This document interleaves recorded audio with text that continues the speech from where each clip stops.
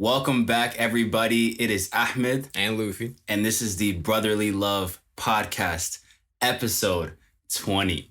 Yes, sir. Bro, I'm so hyped. I'm so hyped. Just for the fact that it feels like I haven't really talked to you in almost like a month and a half. That's how it feels like personally. That's what I was gonna say before we started the podcast. It's been almost 2 months since we last recorded, which is a while considering that this was or is a weekly podcast. Yeah, but we had a lot of backlog, so it makes sense why We were still able to push out content. Yeah, but now it's like we don't have any kind of backlog whatsoever. It's kind of like all fresh new content. Yeah, all fresh new content.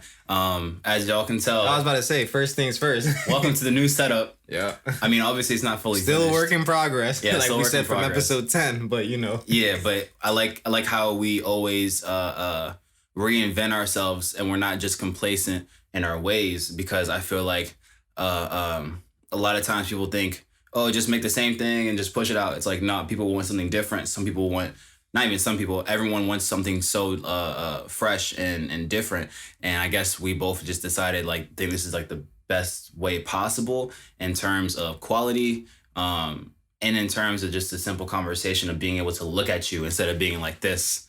Yeah. Hi. See, that's something the audience doesn't get from their perspective. We were literally like having full on conversation. Like this man standing to my left, I'm talking like this, like, "What's up, y'all? How was your day, bro?" Because that's how our setup was, you know. And like it is honestly great, and amazing to see, like, one, the dedication that both of us have to a goal that we set, and two, how much work we actually put behind that goal. Yeah, because it's so crazy, because I always say this about Instagram or Twitter or TikTok. People only see the highlight reels of your life, right?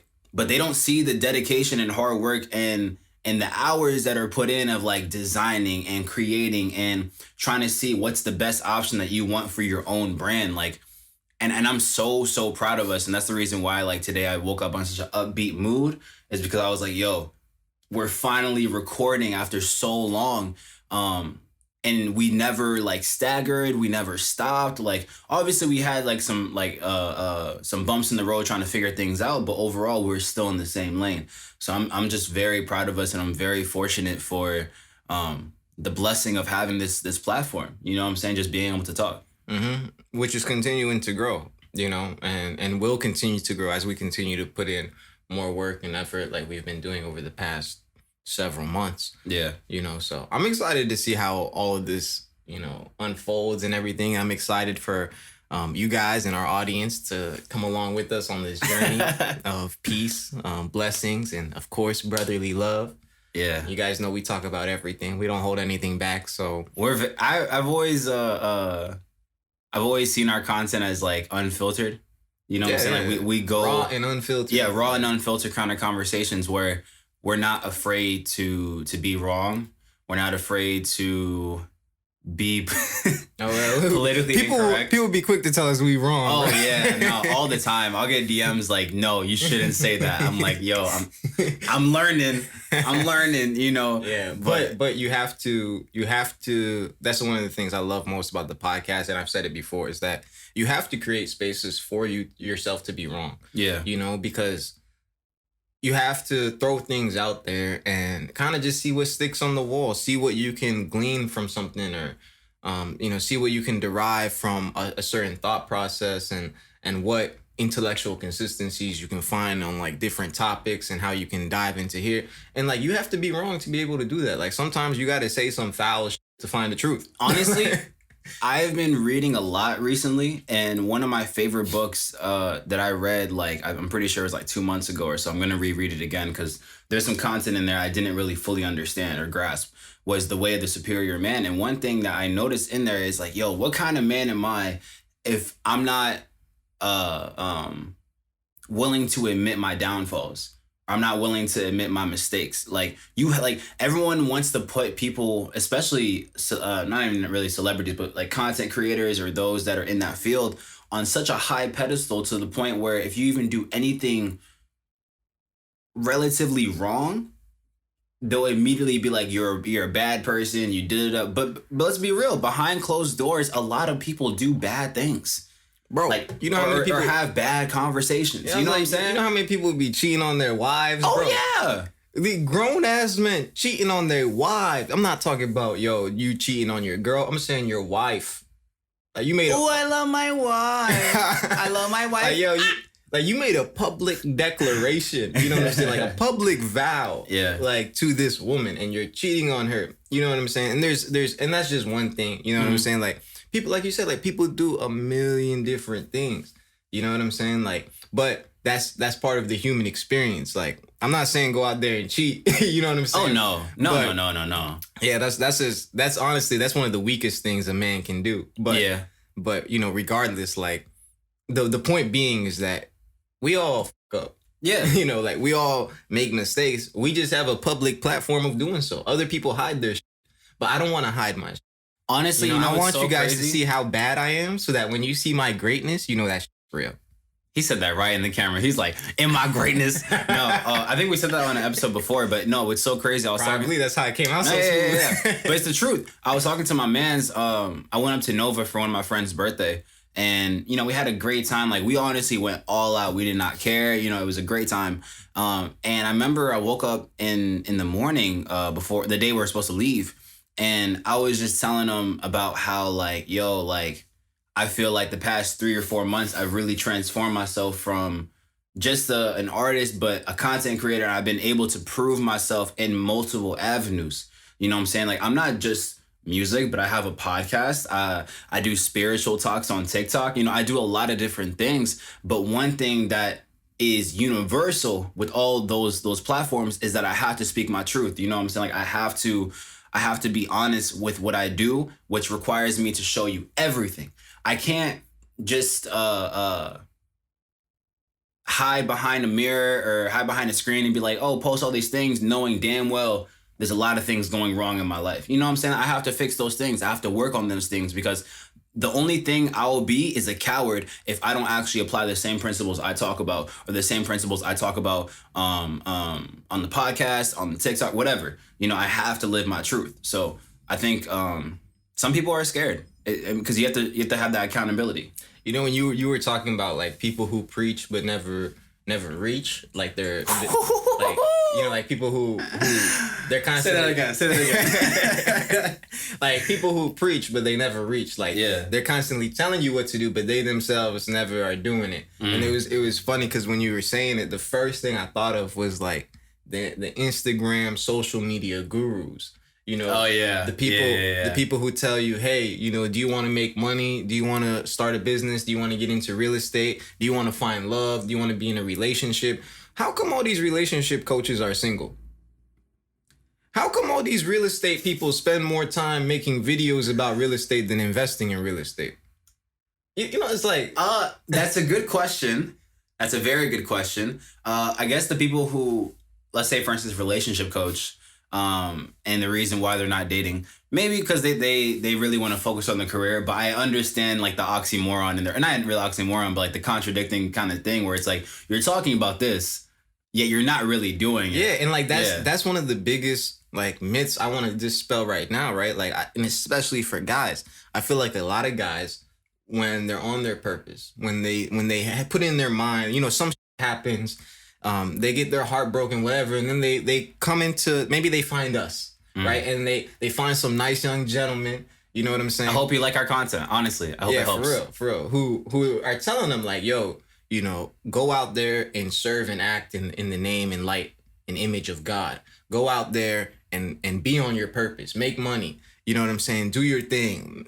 Expand your social circle and social life and all that thing. And they think that to be on, colloquially it's called like being on your purpose, right? Yeah. Being on your purpose doesn't exclude you from being in a relationship or starting a relationship. In fact, I would argue that it's you can't be on your purpose if you're not going to end up in a relationship. Oh yeah. You don't have to be, I'm not in one, so I'm worthless, whatever. But yeah. That's not like some not hurt shit. Nah, I think in order for you to like truly evolve as a fully self-actualize as a man, you need to be in a relationship.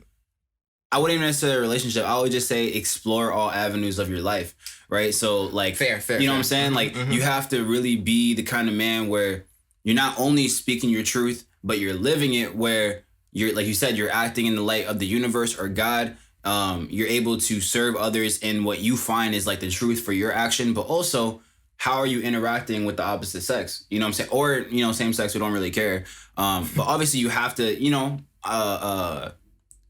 like understand the game in a way in terms of the romantic life of your life. Because if, let's say for instance, if I was like, you know what, I'm not going to date anyone or talk to anyone for 3 or 4 years and I'm just going to focus on my career.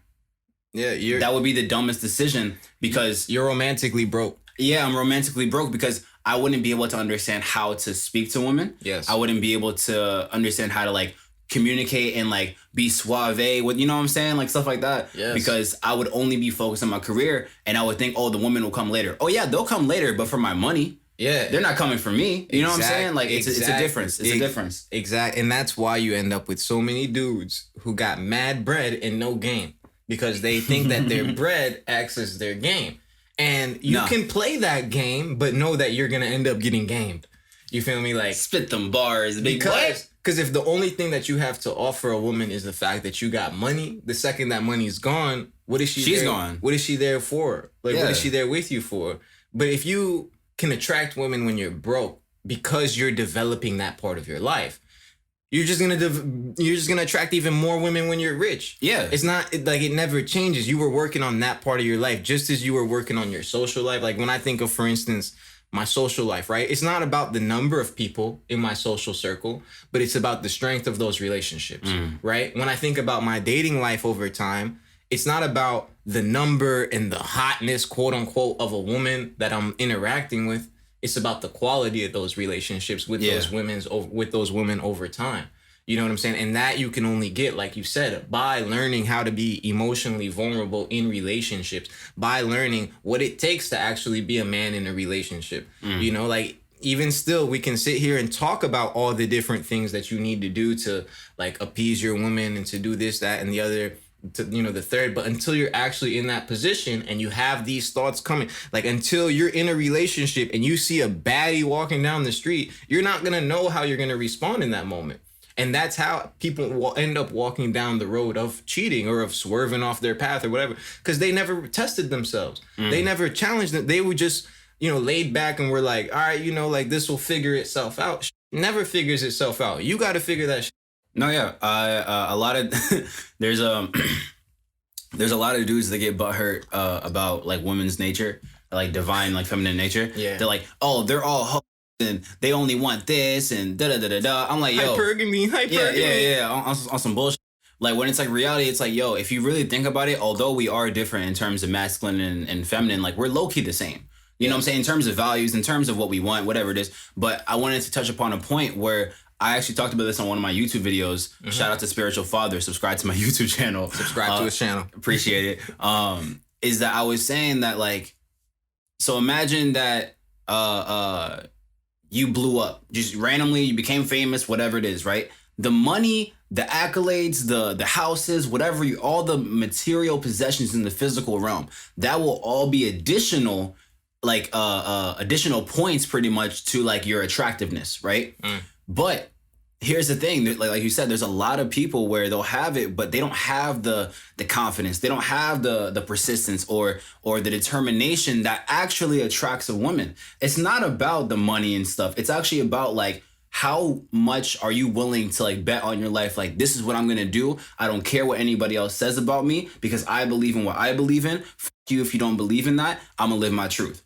They are attracted to that. I was literally watching Naruto last night. I'm watching like the original series, not Shippuden. I'm watching the original series and like episode 6 or something like that. Naruto, like he got poisoned or something like that. So he stabbed himself in order to get the poison out. And he was like, I will never go back on my word. I will always make sure that like I'm protecting my team, you know, things like that. And then Sakura, who was on his team, is like, oh my God, why do I feel so attracted to him all of a sudden? Because his determination. It's like he believes, even though people think he's like annoying and that he doesn't have any skill. Low key, like Naruto came on the come up. He's the underdog, and I love the underdog story. So it's really interesting to see that like people really think that that's the one thing, like you need the external stuff and no comments. Like, no, you need to be able to, like you said, and I haven't mastered this. I don't know if you've mastered this, where you'll walk down the street and you see a baddie. Sometimes if I'm feeling myself, I'll pull up. I'll say what's up, whatever it is. But that's not all the time. I'm gonna be real. You know what I'm saying? Sometimes I'm like, damn, keep it going. Well, that's also, you said a lot. Yeah, I did say a lot. But that last point, right? Like, you also shouldn't necessarily feel like you need to approach every girl that's physically attractive that you see. That's true. You know what I'm saying? Like that. Like, that's also, like, just because you see a girl that's physically attractive, like, you can acknowledge it, right? And like, that's one of the joys and beauties of life, is just acknowledging beauty in general. Like if you're out in nature and you see, you just stand there for a second, you'd be like, wow, that's beautiful, right? If you saw a person, you'd also say, like, you stop for a second and say, wow, it's beautiful. In fact, like, you know, in Islam, I don't know, because I haven't dug into like this part of the Quran or the Hadith specifically, but, you know, growing up, something that I was taught, at least, was that, you know, you can look at beautiful women, just don't look twice, because the second look is gluttonous. You know, the second look is when your ego, when your human form starts to lust after someone. That first look was a God-given. God created this beautiful thing. Look at it. But if you choose to turn again, that's the lust. And I think that's what it is. It's like, yo, you're going to see beautiful stuff in your day-to-day. Like, and that's the thing, is like, I'm not saying this is hard and fast rules, but I think the point being was that, bruh, you're always going to find a 25-year-old you're going to be 70-year-old dude married to a 70-year-old woman. You're going to find her attractive in a completely different way from the 25-year-old supermodel. You're still going to appreciate the 25-year-old supermodel's physical beauty, but just that. The second you look back at her again, like, you look at her when she coming to you, and then, like, you stop for a second and she passes, then you turn back around to catch the backside. That neck break is like, that's lust. Nah, I understand. It's kind of like, it's pretty much like window shopping. You feel me? Like, you can look at it and like, oh, that's nice. You can window shop, yeah. And keep it going. You just can't, you know, act upon how you feel. Here's the thing when you're window shopping too, though. When you go window shopping, you're really just going on a walk. Okay. Right? And then you're really just going on a walk, and you happen to walk by these places. But one of the things you always say is like, I'm not going inside. I'm just looking. Right? So you just look, oh, that bag looks nice. Oh, those glasses look nice. Oh, that. But you don't go back to, oh, that bag looks nice. Let me actually go check out that you crossed the line. Like, you were just supposed to look at the bag. It looks nice. Those glasses look nice. Those shoes look dope. Let's go to the next store. Like, that's it. You know what I'm saying? Like, you have to know yourself, and you have to, like, set boundaries. You know what I'm saying? But that's something that a lot of people, and this is if you don't have experience with relationships, you wouldn't know that you need to set boundaries with your partners. You know what I'm saying? Or boundaries for yourself even, you know? But going back to what you were talking about earlier, you know, I was at the park actually yesterday with my girl, and I was talking to her, and one of the things I asked her was, you know, about her past relationships, like, what was it that attracted her to these people? Okay. You know, and when it came down to it, you know, she told me, she was like, the most attractive thing that she found in me, and I like the phrase that she used, but she said confident masculinity. Okay. So in the way she described it was, confident masculinity was, it's basically just confidence of yourself to a degree that you're able to be kind with others. You know, like, confidence to the point of kindness, where it's like, yo, this person is mad kind, but it's because they're know themselves and they know what they have to offer, to the point where they choose to treat you well. And she recognizes that because she recognizes everything else that I have. You know what I'm saying? And the fact that I don't need to be putting all that stuff out there, like this and that and blah, blah, blah. Yeah, no, I actually agree. It's crazy you say that, because I was at work. Today's Thursday. This was on Tuesday. I was working, and I was just doing I had 2 shifts. So I did the morning shift and I did the evening shift. On the morning shift, I was like really just like, I don't know. I just felt like I was in my zone. You know what I'm saying? And like, randomly people that were like working on the same like lane with me were just, you know, just chatting it up. And I was just being like, I wouldn't even really say bubbly, but just really like my voice, I could tell my voice would resonate with people. I can like just say stuff and like they can talk to them, whatever it is. So it's crazy you say that, because I really do think it's like, it's not only the kindness, but it's like just the way that you carry yourself of like with other people. Because other people can just choose and be like, I don't want to talk to you, or like I think I'm above you, or you can be like mean to people, whatever it is, but you're choosing to be like, no, like you're treating people equally, you treat people with respect, with kindness, and that shows a different size of maturity. Yes. And also like I was just like, you know, just chopping it up with like some girls there, because like, you know, but no, I'm kidding. No, I was just normally talking to him, and one of them I'm actually like, you know, really cool with. I've known her since like the first date, and her and I always just been really cool. Mm-hmm. And she just mentioned like randomly while I was doing something to the other girls, and she was like, oh yeah, he's a rapper, like he makes music, and all of them just turned like, you make music? I was like, yeah, just kept it going, but I could tell in their head they're like, all right, so this dude's like really kind. He's like not necessarily the center of attention, but when he talks, like people are like attracted to him, and he makes music. Let me learn more about him. I could tell, and they would just randomly come up and talk to me while they're doing something way over there. They'll randomly come talk to me, but I don't take it as in like, oh, look at me, I'm suave. It's just more so like I just know like, yo, yeah, I'm the. I know what I'm doing, you know. And I also really think as well, like let's say for instance, even like the past year. You know what I'm saying? Like, I feel like the more that you stay in your mental, the more like, you know, you're trying to figure things out, the more you see yourself as more than just as like Ahmed or Luffy. You see yourself more as like, no, I'm an extension of the world itself. How can I better myself so that I can, like, I was literally talking to my man about this too. Like, hold on, bro. I really hate to cut you off. I just want to I don't even know the word. Interject. Input. Yeah. One thing is like when you said it's because you're connected to the universe, right? Yeah. Have you ever heard the word gravitas? Gravitas. I feel like that's the Latin word for gravitate. Nah. But it's, I mean, but you on the right plane. Yeah. You know what I'm saying? Like, gravitas is like when someone's described as having gravitas, right? It's like this person has quote unquote like the it factor. They have gravitas, like they have, like there's a natural gravity to this person. When they walk in the room, people look at them. When they speak, people listen. Right? There's a lot of people who, when they talk, when they speak, people be talking over them. People disregard them. But there's some people, it's like when they speak, everybody shuts up. You know what I'm saying? Or when they stand up to do something, like people notice and listen and whatever. And those people are said to have gravitas. Gravitas, right? What is it just like? Gravity. Because you attract it. Yeah. Things too. And you're that's talking about it's because you're connected to the universe. Yeah. And I mean, and that's what I really think it is. It's because you have this level of confidence of where you stand that other things come to you. Like you say that I know where I stand.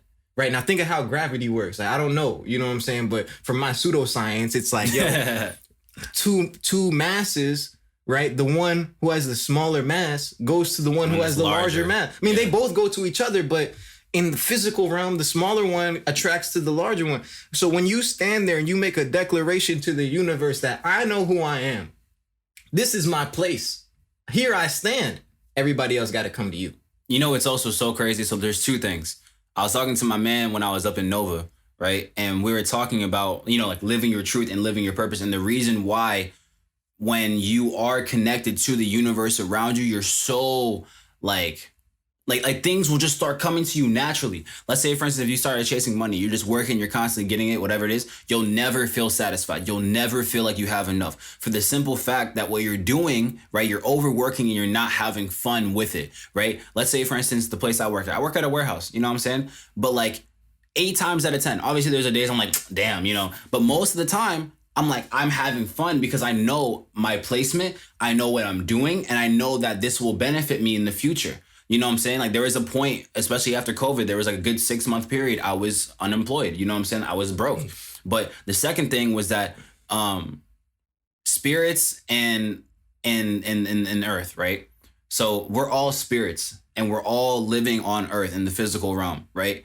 But here's the thing, the Bible and the Quran and the Torah all, you know, state like the heavens and hell and how there's like flowing streams and, you know, and it's like gray area that's, you know, and I believe that. But I also do believe that we make our heaven and hell here on earth because we're still spirits. It's just that our souls haven't been ascended or descended into the spiritual realm. You know what I'm saying? So it's like, I was telling them, I was like, I feel like 99% of the time, most people live in hell. right? Which is your autopilot, which is you indulging in your bad habits. That's what I was saying. When you stay in your mental and you're able to manipulate these things and be like, you know what, that isn't making me a better person. Let me attack that head on. Okay, boom. And you keep going and you keep going. It's like a synchronization of who you are mentally, the self-actualization. And when you keep going, people can tell because there's a certain glow that you'll have. And everyone's like, why? I don't know, but he just seems like he just gets it. Like he understands it. And it's like, yeah. And then that 1% where you're living in heaven, everything just seems like so like, I don't even know how to describe it. It feels like you're smarter. It feels like things come to you naturally. It feels like everything is set in its course. Like I truly believe that when you live with your purpose and you live with your truth, everything else will come to you naturally. All right, I got a question for you. So yesterday we were supposed to have done like Quran study or Bible study, yeah. But we didn't, so I'm gonna ask you this question today. Like, why do you think it's so difficult, or why do you think the majority of people live in like their own personal hell? Because they're afraid to have accountability for their actions. You feel me? Like people are, it's not even about like, you have to be this perfect being. Spirituality is not about perfection at all. It's about just being better than you were yesterday. Progression. It's progression. That's all it is. It's not about, I need to have everything set up and you start stressing your mind. No, bro, just do this one, put this one brick down, leave it alone.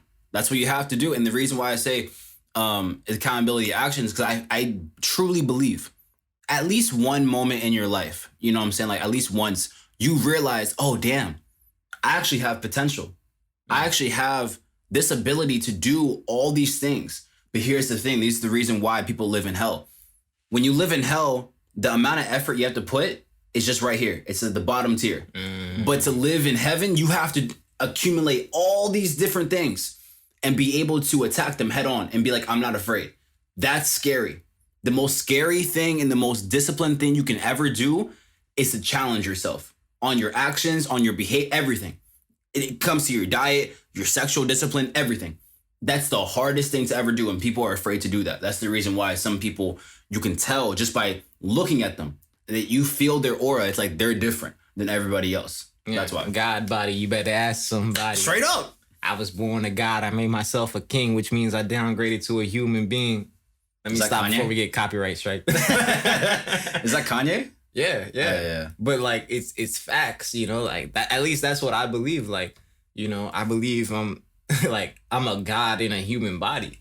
And I think that's where a lot of it kind of starts from. Yeah. You know, is that mind state, like you were saying. But for sure, bro, like the effort is a daily thing. And I think that's one of the things a lot of people like with anything that you're trying to be great in. You know what I'm saying? Like, and I think that's something that from when I was young, but really it became like obvious to me when I got older. Like I'm really kind of like a jack of all trades. Like I don't like, yeah, like there's some shit that I'm good at, but I'm really, and not to brag, but like I'm kind of good at like a lot of shit, you know, and I'm not great at a lot of shit, but you're good. But I'm good at a lot of shit. But when I try to be great at some shit, I realize how big the gap is between just being good at something to being great. Because see, like other people will, you know, praise you for being good. Like, oh, you're above average. You're good. You know what I'm saying? Like, you're doing good at this. You're doing good at that. But to be great, like the level of effort, the level of like pain, sacrifice that you have to put in to be great at something is ridiculous. You know, like it's ridiculous the amount of dedication, focus, anything that you're trying to like, yo, I'm really trying to be the top 1%, the top guy, the top girl, whatever, like at this, like you're going to have to sacrifice more than anyone else. You know, you're going to have to put in more work than anyone else. And I think the way you described it is beautiful, man. Like it's just too much work for most people. It's like most people don't actually want to be great that bad. You know, they just want to be above average. They want to be good. They want to be above the people below them, so that they can be like, I'm better than you. Yeah, you always want a frame of reference that paints you above where you were, and not even just where you were, above what's around you. You know, like when I used to take like behavioral economics classes and stuff, like there used to be studies that they would do, and they would you know, question people like, if you make $100,000 a year, right? And everyone around you makes $150,000 a year, you're gonna feel like you're poor. If you make $70,000 a year and everyone around you makes 50, you're gonna feel like you're rich. You're making less money. Yeah. But what's your frame of reference? You're looking around you, and like, and I think that might be part of it too, is like if you have to look around you for a frame of reference instead of looking inside of you, then you're always like the challenge is always going to be 10 times harder because you're always going to have to find new people around you. And that's difficult because we're human beings. We don't want to lose the people around us, right? But if I notice that Timmy from when I was in middle school, or John from when I was in high school, or Trey from when I was in college, or whatever, like if I realize like, yo, these people ain't coming with me because I was quote unquote at 50 and at 70 and at 100, and I need to keep because I'm keep growing and I need to keep changing my frame of reference so I keep knowing that I keep progressing. Like sometimes you got to let people behind, and that's a difficult choice. And it's a lot of times I feel like easier to let go of your own dreams than to let go of the people holding you back from those dreams. Man, you hit. Oh, damn, bro. Yo, this is what this podcast is for, bro. All right. So I know you were talking about behavioral economics and how, like, in terms of money wise, like, if I have more money than you, then I'm going to feel better. You know what I'm saying? If I have less, then I'm going to feel worse. But I wanted to touch upon you have to let go of certain people in order to like really go like, strong on with your dream. Not necessarily saying like you have to let go of everybody and everybody's just me. No, you guys don't know what I'm going through, man. Yeah, like on some bullshit, on some like sad boy shit. No, like you do need people in your circle, in your areas, so that you're able to be stabilized and you're able to go ahead. But like you said, let's say for instance, the people in high school I used to go to high school with, even some people I went to college with, it's like, yo, although I appreciate who you are as a person, and although I think you're a great person, mentally, we're not on the same plane. And that doesn't mean that I'm better than you whatsoever. It's that I have to, unfortunately, let you go in order to solidify the circle I have, because this circle I have are dream chasers. They're really trying to be ambitious and they're trying to do what they want to do. And it is very difficult because it's people that you've known for years. You know what I'm saying? You're like, dang, I can't. I can still communicate with you, but like at an arm's distance. You feel me? I can't really talk to you anymore because you are inevitably draining my energy where I can be placing it to something else that's positive, whether it be my career, whether that be my personal development, whether that be my physical health, different things. So yeah, I've definitely experienced that at least a lot more this past year, just because of like COVID and me being just like inside a lot, which makes me required to be in here a lot more. So it's mad interesting to see. I always told myself the more that you elevate mentally, the more things physically will like elevate as well, like regardless of what it is. It's crazy because COVID, like a lot of people like feel lonely. Oh yeah, COVID. And it's funny because during COVID, like I've never felt more connected, I feel like, to the people around me. Yeah. And it's not always the best, right? Like it's not always like, oh, everything. And that's the thing, is I never want to make it seem like we're always on that. And it's funny because we start off the podcast like, yo, we suck, yo. Like we're normal people. Like we fuck up, we do the wrong every thing. day. Yo, I eat every day. I eat Reese's cups. I have an addiction. Like there's problems with all of us. We all have problems. We all have like Corday said, like we all have skeletons in our closet. You know what I'm saying? Like there's no point of me posting my accolades anymore. You know what I'm saying? Like unless it's about something that's like about my truth or whatever it is. I used to always only post my accolades, like I said before, but it's like, yo, let's be real, guys. I fuck up a lot, but that's the beauty behind me trying to figure things out. And that's the reason why I was saying, like, with COVID. Yeah, first with COVID, the first month I was depressed as fuck. I didn't go to my classes. Like, you know what I'm saying? I was just in my bed, eating like Takis. You know what I'm saying? Just like real, like indulging in bad habits kind of thing. But then there was a point, like there was a crazy shift that just happened around like April or like May, something like that. And I just went like, you know what? Let's go in here right now. What's going on in here? And after that, I realized all I needed was my family, not necessarily like blood, but you know what I'm saying? Like people I treat like family and God. That's really it. no one else will satisfy my needs other than myself. Yeah. True. And like we fall off that often. You Oh, know yeah. what I'm saying? Like I was trying to say, like, I guess during COVID, like I felt more connected to the people around me, you know, as opposed to less connected. And I'd always get confused when people would be like, I feel lonely, because I'm like, I feel like now you have more time than ever. I feel like now more people are reaching out to each other than ever, you know? And like, I did reconnect with a lot of people like I haven't talked to in a long time, and like I should have connected with and stayed in contact with. And so it's like, it's baffling to me almost, you know, and it makes me realize like slowly how much of a different world like I choose to live in. And that's one of the big things, is like I choose my life. You know, like I choose like everything in my life. Like no one else chooses it for me. Yeah. You know, like the only thing that's chosen for me is if I wake up. Like God chooses that. Like Yeah, he that's true. chooses if I wake up and go to sleep. But everything else is my choice. You know, I choose. Like people are like, oh, you shouldn't feel that way. Well, you chose to feel that way. You know what I'm saying? Well, you shouldn't think like that. You chose to think like that. You know, and like, yeah, like there's some natural thoughts, but it's because you chose for that to be your nature. You know what I'm saying? Like you have to, and if you want to fight your nature, like it's gonna be a big fight, but you can overcome that fight because I believe you can choose. So like when I saw, for instance, people were like, yo, I'm lonely and whatever, it never occurred to me. Like I felt more lonely now, like in the past month, than I did when COVID started. True. To be completely honest with you. And the only Yeah. reason I probably felt lonely in the past month is because the weather changed, and I Yeah. probably got a little bit of that seasonal Depression. Yeah, that Yeah, seasonal yeah. depression. I got to remind myself, hey, Luffy, like you didn't meditate today. Make sure you do your meditation. Hey, Luffy, like you haven't read the Quran in 2 days. Like go read your Quran. You know, like, and I'll have to remind myself like those small things. Go When get some sunlight, you know. go no. outside, get some sun. You know, make sure you're still shining and glowing, glistening. Boy. Yes, sir. No, I completely agree. Like I think That's the accountability you were talking about. yeah, though, that's too. what I was gonna say. Is accountability. Even because people think accountability is only the bad things that you do, but sometimes, or most times actually, it's just how you feel. You know what I'm saying? A lot of times we don't ask ourselves, yo, how do you feel? You know what I'm saying? Because like, let's be, like I said, people most times live in hell. That's why it's a mental fog. You know what I'm saying? You're not really there. You're not like in the present moment. In order to be in the present moment, you have to ask yourself, yo, how do I feel?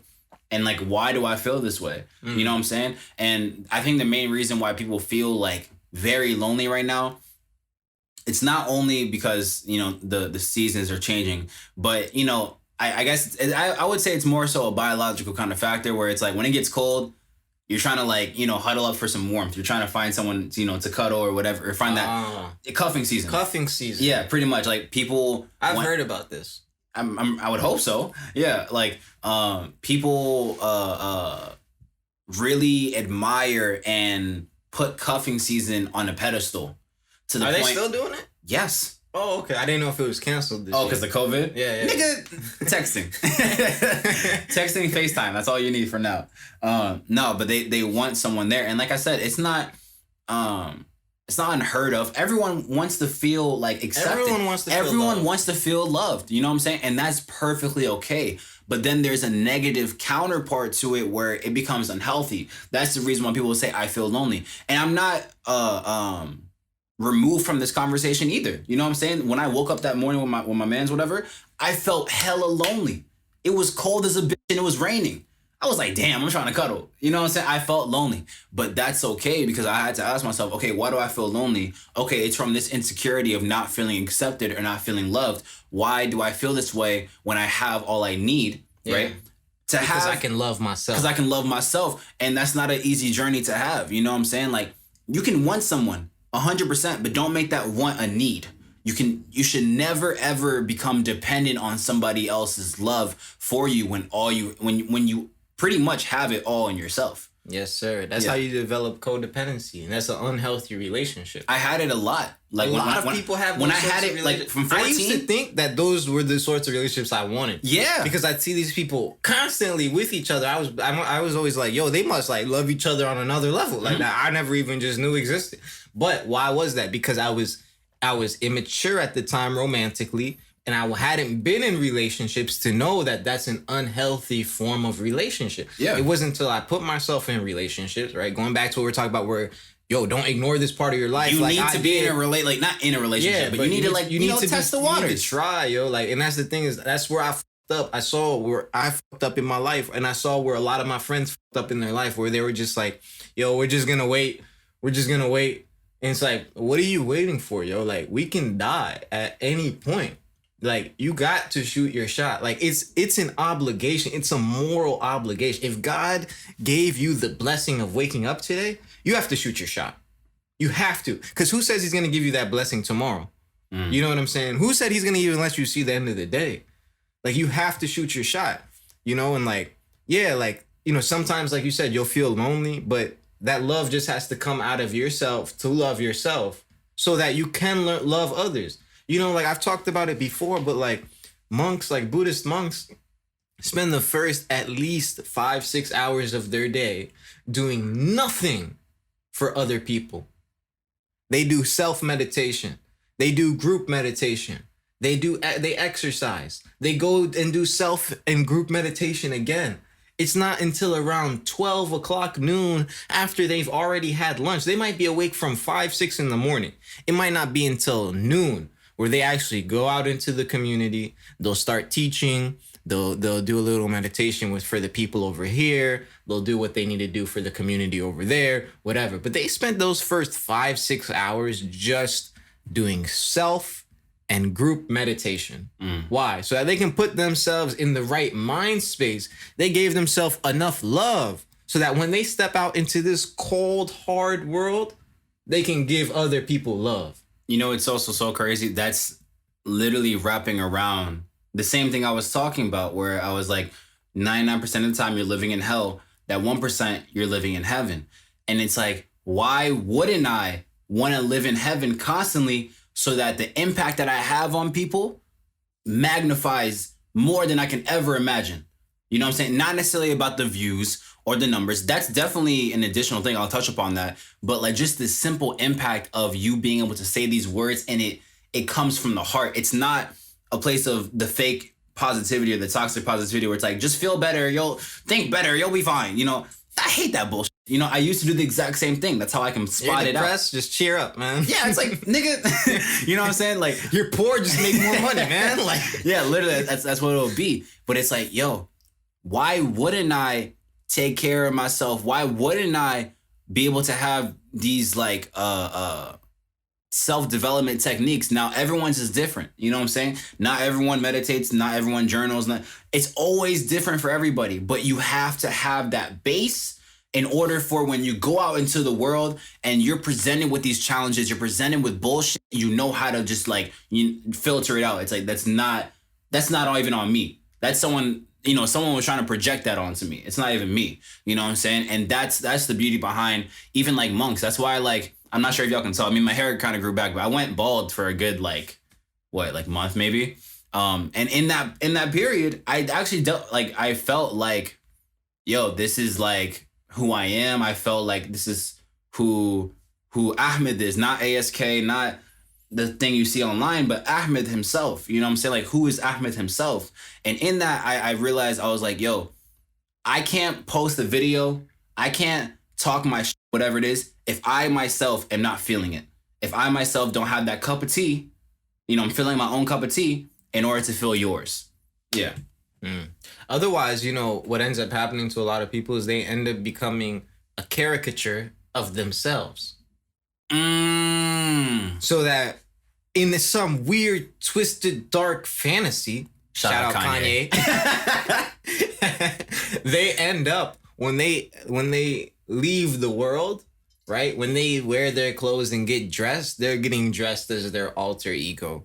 When they go out into the world, they're interacting in the world as their alter ego. And that can give them confidence to a ridiculous level. There's a lot of people like that. There's a lot of people when they're doing their shit, they're a completely different person than if you just met them walking down the street, you know, about to go buy some milk and eggs. You know, like when they're on stage or when they're performing or whatever, and like because they're in their zone, right? But a lot of times people take that zone, or call it a flow state, you could call it, and they try to create a personality around it, called an alter ego. That's the because they're trying to escape their own ego. You know what I'm saying? Their own reality. So they try to create a different reality, not realizing that they should have just bettered their own rather than living within another. Jim Carrey stated that depression is when your avatar says, I don't want to be this character anymore. You know what I'm saying? Like, you don't want to be this like persona or whatever it is. And there's a downfall with celebrities, unfortunately, with most, not all. You know, there's a few celebrities that outside of the arena and stage, they're like the same kind of person. J. Cole, Kendrick, you know, those kind of people like Saba, JID, all those kind of people, because they're genuine, not only with their work, but them as a person, because they worked on themselves personally. But it's like there's a different type of like energy where it's like, let's say, for instance, like you said, the flow state where you're in your zone. It can be playing video games. It's actually there's a whole like theory in video games where there's a flow state where you're going ham because you're just in the zone. Same thing with performing on stage, is that this is energy of a character or a persona that you've built over time, and you're presenting it in front of like hundreds of people. So when you do it, everyone's reaction is like, oh my God, and they have this crazy impression. But sometimes for society, unfortunately, they label that as that's you all the time. You feel me? Like there's people that... Well, social media makes it so that that person on stage thinks they have to be that person all the time. Yeah. It's the same thing where if like, yo, if you're a comedian and like you're killing it on stage, people are gonna come up to you when you're just living. Tell me a joke. Tell me a joke, man. And it's like, nigga, that's not how this... food. Yeah, this isn't how this works. Like, I'm not just... like, I'm not just literally like a joker or whatever. Like they... Remember, I think it's called the Jester or whatever. Back in medieval times. Oh yeah, the Jester. Yeah, this dude who would just be like, you know, imagine like that's this nigga's job is to just be stupidly funny, right? Yeah. Just make people crack up, or else you get executed. Yeah, that's a cruel. That's a cruel like life to live as a jester. It's like I gotta do jokes or I'm dying today. It's like, or damn. The king said he's gonna kill me. Yeah, right? Yeah. But I think like that's what when I was saying like you end up becoming the caricature of yourself is because you realize like, oh, this is what people like, and because nowadays I'm so connected to other people that I'm gonna play into this all the time because of social media. Where before there was like really social media, like before 10 plus years ago, celebrities were a lot more hidden. Like you would see Brad Pitt only when Brad Pitt comes on like a movie, like a new movie comes out, or like he's walking the red carpet, or like there's some other big event where he's on TV. They were like a rare sighting. Yeah, but you wouldn't just see Brad Pitt walking to LA Fitness on a Tuesday morning. But now like you have his whole, not just him specific, I don't know him, I don't follow him, I don't know, but point being like nowadays, like think of someone like DJ Khaled on Snapchat. Like, bro, I be seeing, and then he's not someone who necessarily I'm saying this is about, but the level of access is what I'm trying to point at, that we have into his life today versus before. It leads a lot of artists and entertainers or whatever who have an alter ego. And I'm in my mind, there's one that's popping right now, like for instance, like Nicki Minaj. I think Nicki Minaj is, as a person, is probably different than the persona she puts 100%. Right? But because people are drawn to that persona of, I'm a bad right? Like she has to play that all the time. Like, what if she doesn't feel like a bad bitch? Like, what if she just feels like... No, that's 100% true. And I can like relate to that on a personal level. Is because when I was being the caricature of ASK and I'm trying to spread positivity, whatever it is, I could tell this is not who I am. You know what I'm saying? And people would try to treat me in that way. And that's the reason why I was trying to uphold it, is that everyone's like, oh, this man is always so positive and da-da-da-da-da. And then eventually I become like therapist for people. Like people will come to me and be like, yo, I need help. And then I'm like, I can't help you if I can help myself. You feel me? So now it's like, I feel like the reason there's been a shift in, I guess, attention or how like I speak, whatever it is because I shifted it from being a caricature to this is ASK and Ahmed are both like the same person. They're not separate entities. They're the exact same person. So when I was trying to spread positivity, there's a negative side to it as well. I'm not always feeling that way. I'm a normal, guy that I can just regularly talk to and, just keep it how it is. So I feel for celebrities a lot where they have to uphold the standard almost, because if you're, like I said, if you do a mistake or whatever, you're ridiculed on a greater scale than anybody else, when they probably do the exact same thing. It's like you went from spreading positivity because you felt like you had to spreading positivity because you know how hard the world is. Yeah. Like one of them is coming from, oh, this is just what I have to do as part of my job. This is the, positive. Yeah. And the other one is, yo, like, I know this shit's rough. Like, I'm going through it as well. Here's some genuine words of encouragement or inspiration. Because I'm going through it as well. Like, most people don't realize, like, the reason that we can tell you a lot of quote unquote good advice, the reason I can drop these short phrases and gems is because I made so many mistakes that I had to think and mull over. And like, that's how I reached the conclusion. In the same way that, like, when people are telling you and speaking about love and God, it's because I was dancing with the devil. You know what I'm saying? It's because I was in the darkest of the dark that I'm able to appreciate how good this light is, and I need to share it. Yeah, no, I believe that wholeheartedly. Like, I feel like those that, let's say, for instance, like artists, right? Or even really actors, like the best actors, let's say, for instance, I forgot his name, the person who did the Joker. I don't know. You know what I'm talking about though, right? I think so. Something, it starts with a J. I know that. The Joker? I know, but the actor name is like J, like he has a J in his name or something like that. Oh. Something Phoenix. You know what I'm talking about? Oh, yeah. Yeah, you know what I'm talking about? Waquan Phoenix? Yeah, Waquan. We'll put a picture of him like right here or something like that. But but even when I was watching the Joker, the first thing wasn't like, oh, this is such great acting, whatever. The first thing I saw was like, you probably seen some fucked up days for you to act that way. Because you're acting in a way that's like, you have a mental illness when I'm not sure if you do or not, but in the Joker mindset, you have the mental illness and you're acting it so well to the point that's like, that's crazy to believe you had such dark energy within you and you're expressing it outwards. That's the same reason why Kendrick Lamar's, the song You, right? I'm not sure if you heard it, it's on To Pimp Butterfly. And in that he's drunk and he's talking about survivor's guilt. And he's talking about like the things that he's like really dealing with. And you would never imagine Kendrick Lamar, someone who's like on a pedestal, to be dealing with these certain things. Same thing with. I was listening yesterday. Sorry to cut you off. I was listening literally yesterday to J. Cole 2Face from old mixtape. Old J. Cole. Yeah, old J. Cole. I think I forgot what his mixtape is. It might be like the Come Up mixtape or something like that. But he had it was a song called 2Face, and he's talking about like, there's two sides of the veil. One side dreams, the other side's real. One side schemes, the other side deals. And he's going off on like, this whole thing back and forth, and you see like, oh, this dude was really like, he has the same, and I had the condom in my pocket. Let's change the topic. Like all the shit that like I feel and experience, whatever, he's just being vulnerable with it. Yeah. And that's why it resonates with people. Because it's raw, it's real, it's real, it's true. Yeah. It's like his same thoughts about like, yo, there's two sides to a nigga though.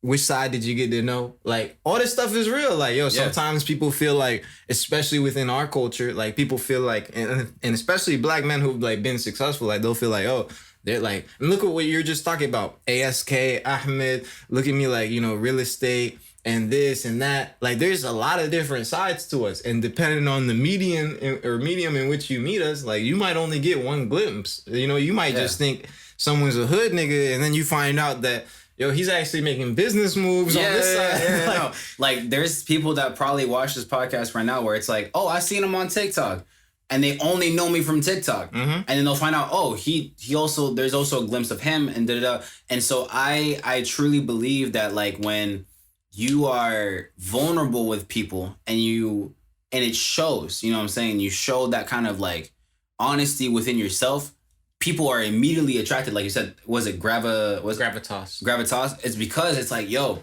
you feel that same way? I feel the same way. I feel the exact same way. Like, I remember even Kendrick Lamar's Good Kid, Mad City. He wasn't just like, oh, I'm going to school and that's it. No, he was dealing with like real life, like gang territory things. He dealt with like, he got stumped out in front of his mom, you know what I'm saying? Because of like people were setting him up. Like, these are real life events that has happened to him. And when people hear that, it's like, no, this is way further than just the glorious rap. Look at me, I'm a rapper. This is I'm literally a good kid in a mad city kind of thing. And people feel that. So I think it's super important when you do post content or you do any kind of art form, regardless if you're like a doctor, engineer, a real estate, doesn't matter. When you do that art form, you have to be truthful in what you do. Facts. How much time we got left? We got 5 minutes. Shoot. Well, that's crazy. Yeah. I'm so glad that we were able to talk because like I said, it feels like you said with COVID, right? We all think like, oh, like, you know, oh, I see this person, I saw this person leave the house, whatever. I always see them. I'm living in the same vicinity as them, but I haven't spent time or the quality time with them, right? I can talk to you for an hour and not talk to you for a week and be completely fine because that one conversation will solidify that whole week. So I feel like on a way, like I haven't really talked to Luffy in like a month because we haven't recorded in like a month. Yeah. I mean, going back to like the very beginning, you know, like why do we do this podcast and stuff like only reason we made this podcast really is because we recognize that, yo, you got a lot of trying to do in your life. Yeah. I got a lot of trying to do in my life. And that's naturally going to pull us apart. If we work on something together, we can naturally create another opportunity for us to just have a conversation. Yeah. Like, it's funny to me because it's like everybody's at home watching this. Like, and it's literally just me talking to my brother. Like I'm literally drinking a cup of coffee. Like, it's the morning time. Like, I got some water. You know, we're literally just having, like, this is our morning conversation, right? It's not like something extra and special. We're just having our morning conversation. But us creating this environment or this platform is what allows us to continue having conversations, which is what ultimately our goal was. Is just like, yo, I know that you're gonna blow up in music and you're gonna be touring and going here and there and doing shit. Like, I'm not gonna see you for a long time, you know? And you know that I'm doing my business and I'm trying to go international with it and do this and develop this and that over here.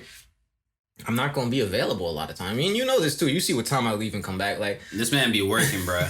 You know, so it's like when we can create something that's like the perfect pretty much environment for both of us to just communicate, and we recognize that not only are we communicating, we're having some real ass conversations that could benefit other people. Why would we not continue that and share it with other people? You know? Yeah. So I mean, I love doing this podcast for real. I'm excited. I'm really happy that, you know, we're, like I said, we're still investing in this. We're still pushing it. We're still going. This is only episode 20. Only episode 20. This is only episode 20. Guys, I promise you, please just go back and look at episode 1. From episode 1 to episode 20. Look at how trash it is. Yeah. The difference in not only quality, but the conversation, the way it flowed, everything. But see how it goes. But that proves something. It proves that we weren't doing this because we wanted this to blow up or we wanted whatever. Like, we did this because of what I just said, because we just wanted to have genuine, authentic conversations with each other. That's why we put out episode 1 and it looked like shit.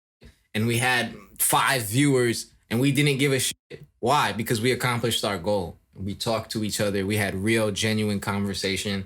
And those 5 people, hopefully, got something from it. So, you know, maybe this episode it's 5,000. Maybe the next episode it's 500,000. I don't know, but we're accomplishing our goals and we hope you guys accomplish yours too. Thank you guys so much for listening to this podcast. Honestly, it makes me feel like not only is this an extension of our conversation, but like I know for a fact because people have told me that it's helped them. And I really, really do hope that this has helped you in any kind of way, shape, or form. Make sure to follow us on Spotify, on Apple Podcasts. We're pretty much everywhere. Yeah. YouTube, Instagram, everything. We got everything set up. So please make sure to be in tune because the episodes and the gems that we're going to drop are going to be consistent. You guys see, it's only getting better. Yeah. It's only getting better. Yeah. Be part of the journey. Yeah. All right. Thank you guys so much. I love you. This is Ahmed. And Luffy. And this is the Brotherly Love Podcast. Thank you.